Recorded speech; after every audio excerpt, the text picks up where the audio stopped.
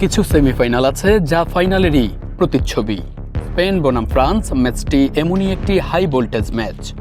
Dallas স্টেডিয়ামে প্রথম সেমিফাইনালে মুখোমুখি হবে ইউরোপের দুই ঐতিহ্যবাহী ফুটবল শক্তি স্পেন ও ফ্রান্স। একপাশে কিলিয়ান এমবাপ্পের বিধ্বংসী আক্রমণের ঝড়, অন্য পাশে রদ্রি ইয়ামালদের নিখুঁত পাসিং ফুটবলের শৈল্পিক আভিজাত্য। বিশ্বকাপ এখন তার চূড়ান্ত রোমাঞ্চকর পর্যায়ে পৌঁছেছে। স্পেনিশ সংবাদ মাধ্যম AS এর তথ্য অনুযায়ী ফ্রান্স স্পেনের লড়াই ফুটবল ইতিহাসের সবচেয়ে মূল্যবান সেমিফাইনাল।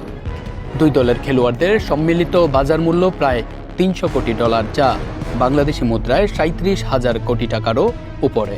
এদিকে ফ্রান্সের সবচেয়ে বড় অস্ত্র কিলিয়ান এমবাপ্পের গতি ও ফিনিশিং, পাশাপাশি শক্তিশালী রক্ষণ, অভিজ্ঞ মিডফিল্ড এবং দ্রুত কাউন্টার অ্যাটাক তাদের অত্যন্ত বিপজ্জনক করে তুলেছে।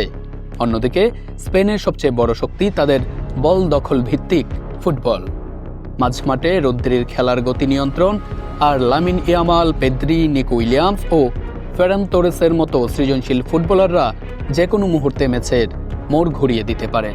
দেশের বর্তমান ব্যাংকিং পরিস্থিতি নিয়ে দুশ্চিন্তায় আছেন?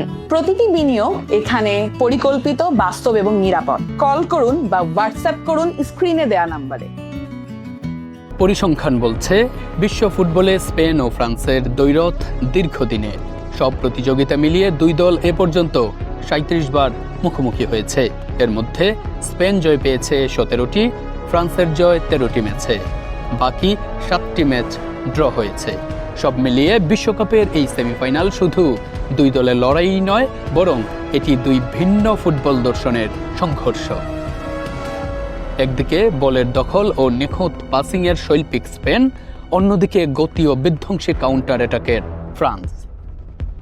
এই মহারণে ফাইনালের টিকিট কার হাতে উঠবে সেটাই এখন দেখার অপেক্ষা।